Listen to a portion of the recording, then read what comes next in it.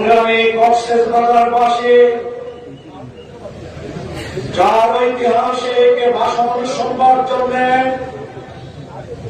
প্রচন্ড রোদের মধ্যে সকাল 9টা থেকে আপনারা অপেক্ষা করছেন। নগর বাংলাদেশ গঠনের স্বপ্নদ্রষ্টা বাংলাদেশের ভোটারদেরকে নিয়ে, ভোটারদের ম্যান্ডেট নিয়ে ইনশাআল্লাহ 13 তারিখের গণপ্রজাতন্ত্রী বাংলাদেশের আল্লাহর সাহায্যে প্রধানমন্ত্রী এবার আপনাদের সামনে সেই কাঙ্ক্ষিত ব্যক্তি বক্তব্য রাখছেন। বাংলাদেশ জামাত ইসলামীর সংগ্রামী আমির, 11 দলীয় নির্বাচনী ঐক্যের অগ্রসেনানী ডাক্তার শফিকুর রহমান। ডাক্তার শফিকুর রহমান।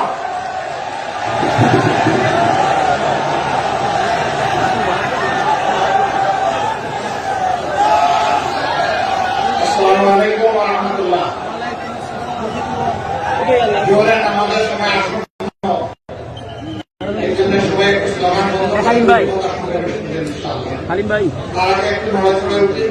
লিল্লাহি তাকবীর, লিল্লাহি তাকবীর। 11 দলীয় নির্বাচনী ঐক্য ঐক্যবদ্ধ বাংলাদেশ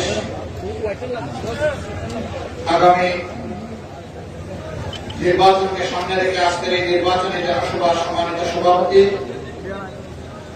11 দলের কেন্দ্রীয় এবং স্থানীয় নেতৃবৃন্দ, শহীদ পরিবারের সদস্যবৃন্দ, জুলাই যোদ্ধাবৃন্দ এবং প্রিয় কক্সবাজারের ভাই বোনেরা, সাংবাদিক বন্ধুগণ, প্রশাসনিক দায়িত্বে নিয়োজিত সদস্যবৃন্দ,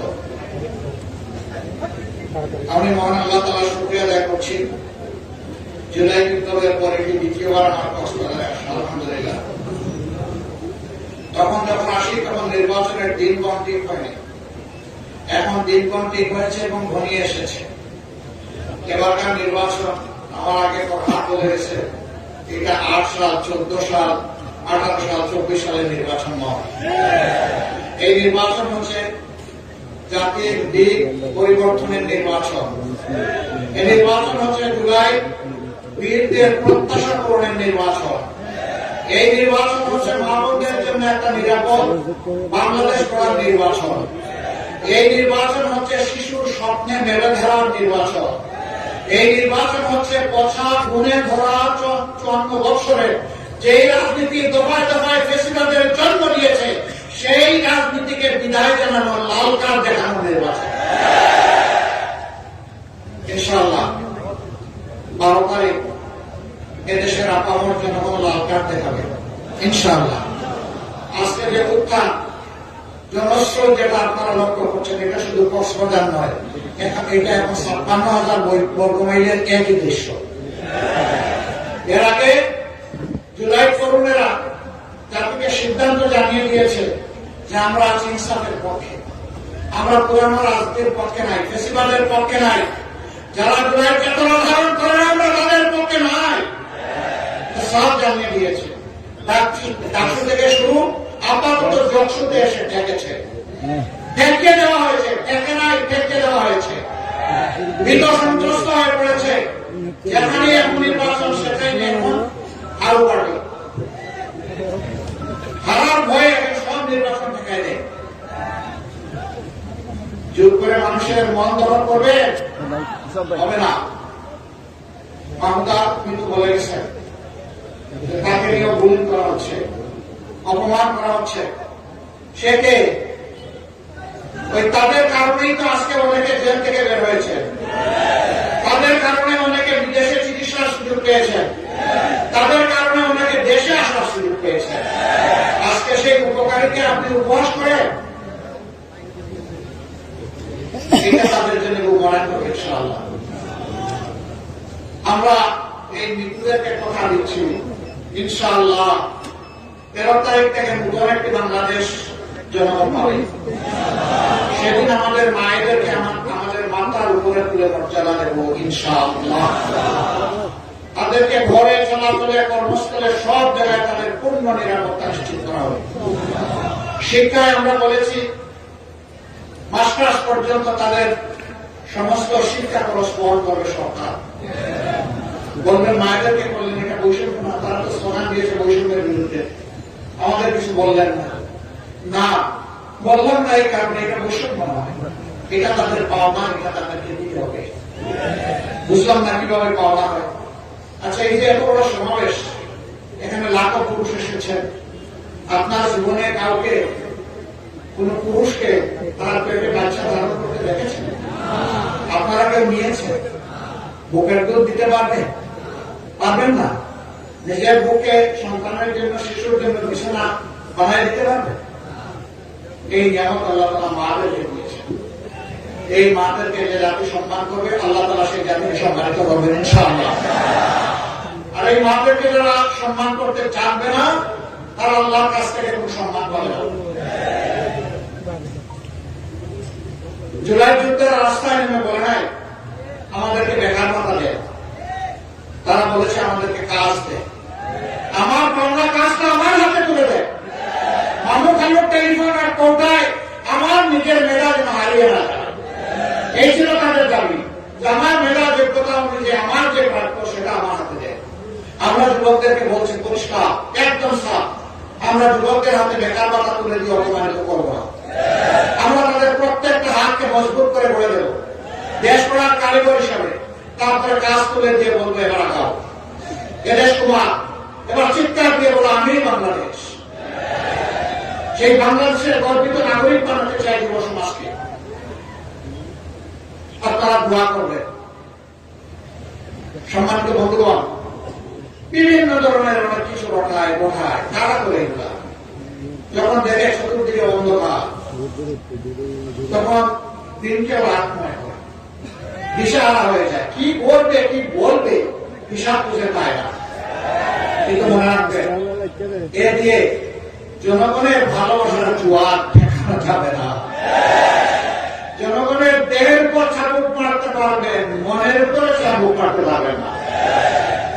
কয়েকদিন ধরে বাংলাদেশে অনেকগুলা ঘটনা ঘটেছে আমাদেরকে অপমান করার, তার প্রতিবাদ আমি করি। এখন আমার পিছনে লেগেছে, ডাকাতের মতো, চুরের মতো লেগেছে। সামনে থেকে মোকাবেলা করার সাহস নাই, পিছন থেকে এখন আমার পিছনে লেগেছে।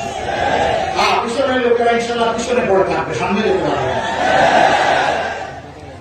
ওরা পিছনে থেকে জাগর কাটবে, সামনে সিংহের পুরুষের মতো যাওয়ার সাহস হতে থাকে। আহ্বান জানাই, আসুন নিজের আদর্শ, কর্মসূচি, পরিকল্পনা, বক্তব্য, চরিত্র নিয়ে আসুন।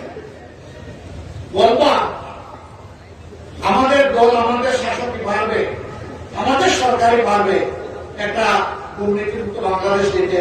অবশ্যই বলে তাই কেউ কেউ বলেছেন ত্রুটি চিনতে করতে, বগলের তলে রেখে না, আর আপনি দিবেন বাংলাদেশ দুর্নীতিমুক্ত। পেশায়ও আসবে এই কথা।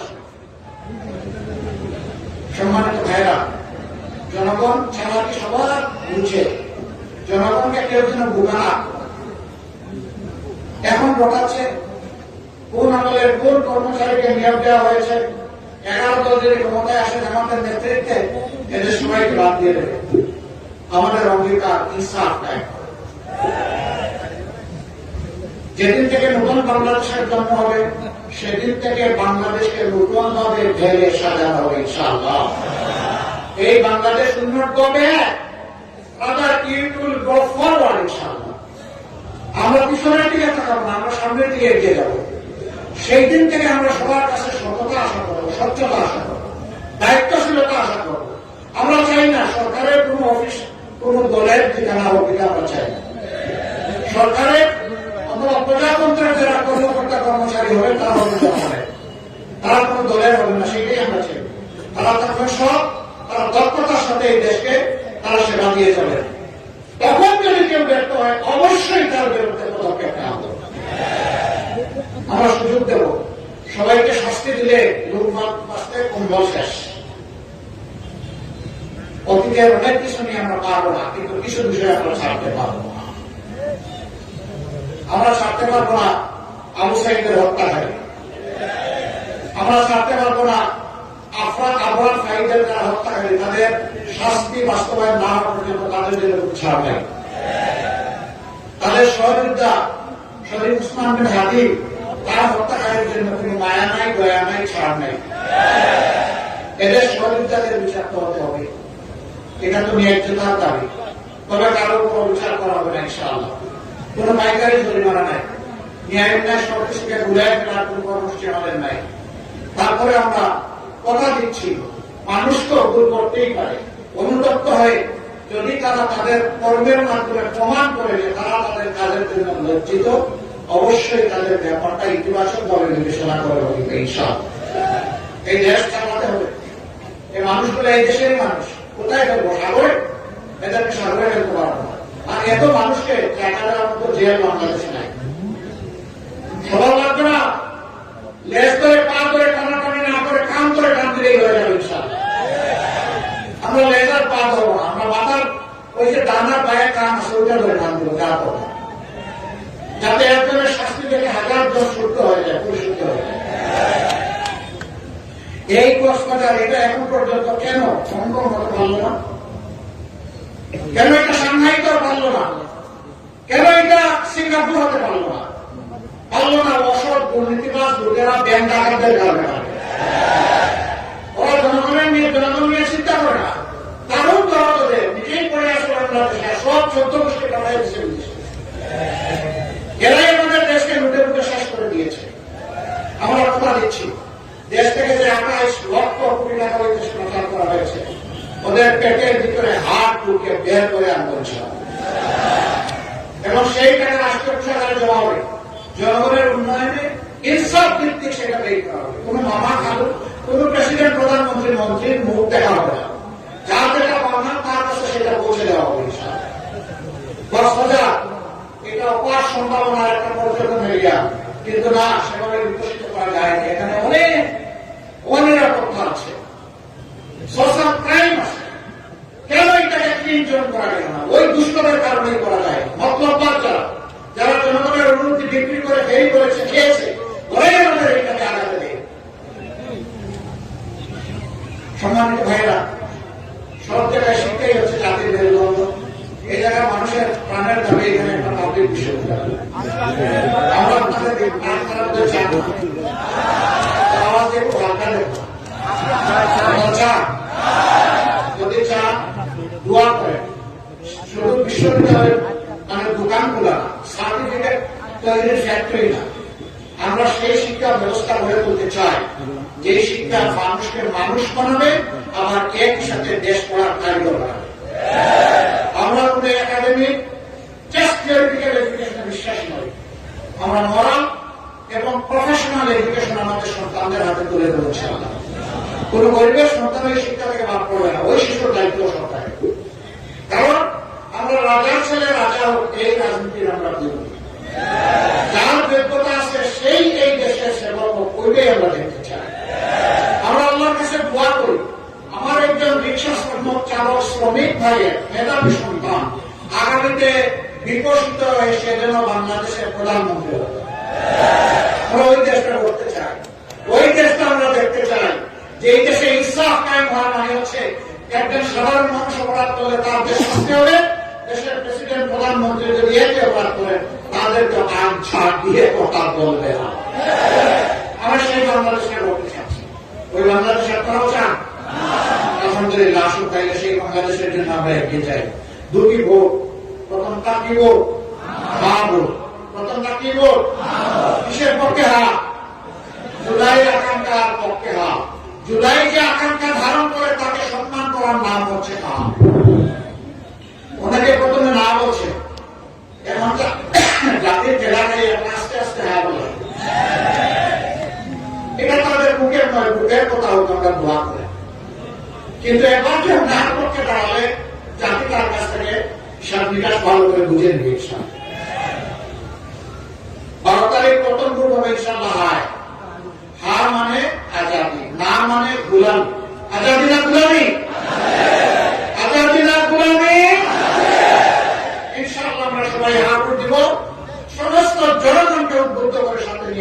জোয়ার সৃষ্টি হয়েছে, সেই জোয়ার ভোটের বাক্সে পৌঁছে পৌঁছে।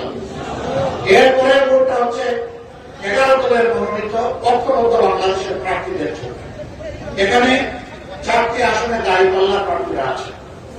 আমরা একটা আসনের প্রার্থীর হাতে আজকে বয়সকালীতে সেই প্রতীক তুলে দিয়ে এসেছি, বাকি 3 জন ইনশাল্লাহ এখানে হবে।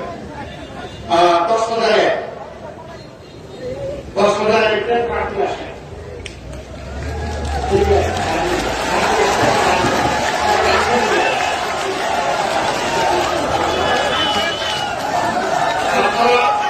আপনাদের গাড়িতে ছিলেন, গাড়িতে ছিলেন, অনেকে ভয় দেখাচ্ছে তার বিরুদ্ধে নাকি হেঁটে হয়ে গেছে, ওই ইনশাল্লাহ মাপা হয়ে যাবে আপনার বিশাল।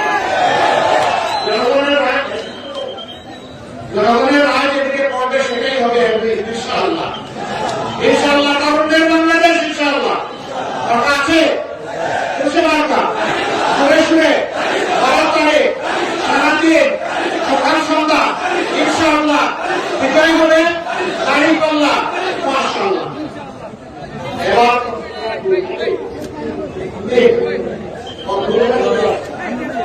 আচ্ছা আলহামদুলিল্লাহ আপনাদের ভাই শহীদুল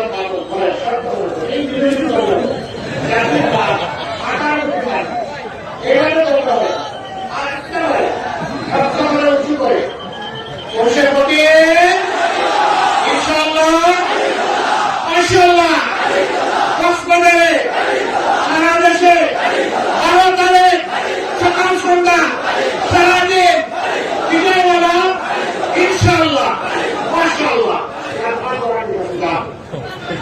এরপরে কক্সবাজার চলা আলহামদুলিল্লাহ জনগণরা পিছিয়ে না, যারা চাপটা ধরে রাখে দফায় দফায় নির্বাচিত জনপ্রতিনিধি, তার জন্য একজন জনসেবা করা মানুষ, তার রক্তের সাথে মিশে আসে মানুষের কল্যাণ করা। তিনি হচ্ছেন আপনাদের সম্মানিত জেলা আমির জনাব নূর আহমদ। নূর আবার আনোয়ার বুঝতে পারছেন, মানে আলোর মেলা। ইনশাআল্লাহ এই কষ্টের আলোচিত হবে ইনশাআল্লাহ। খুশির প্রতি সুরে সুরে ইনশাআল্লাহ 12 তারিখ ইনশাআল্লাহ মাশাআল্লাহ বিজয় হবে দাঁড়িপাল্লা। শুকরিয়া আপনাদের কাছে কক্সবাজারবাসী আমাদের আহ্বান 4টা আসন আমাদেরকে তুলে দিন। আমাদেরকে মানে বাংলাদেশ জামাত ইসলামী নয়, আমাদেরকে মানে জুলাই যুবকদের হাতে তুলে দেন। যুবকরা তৈরি হয়ে যাও, এই বাংলাদেশ তোমাদের জন্য তৈরি করে আমরা খুব তাড়াতাড়ি তোমাদের হাতে তুলে দিচ্ছি। রেডি আছো ইনশাআল্লাহ। আপনারা সারা দেশের মতো এই 4টি আসন যদি আল্লাহর উপর ভরসা করে আস্থা রেখে আমাদের হাতে তুলে দেন, আমরা কথা দিচ্ছি আপনাদের আস্থার প্রতিদান দেব ইনশাআল্লাহ। দোয়া করবেন, বেঁচে থাকতে ওয়াদার বরখেলাপ ইনশাআল্লাহ হবে না ইনশাআল্লাহ। আপনাদেরকে যা বলা হবে আর যা অবলা হয়ে গেছে কিন্তু আপনাদের পাওনা সব কিছু আপনাদের হাতে তুলে দেওয়া হবে ইনশাআল্লাহ। আল্লাহ হাফেজ। লিল্লাহি তাকবীর।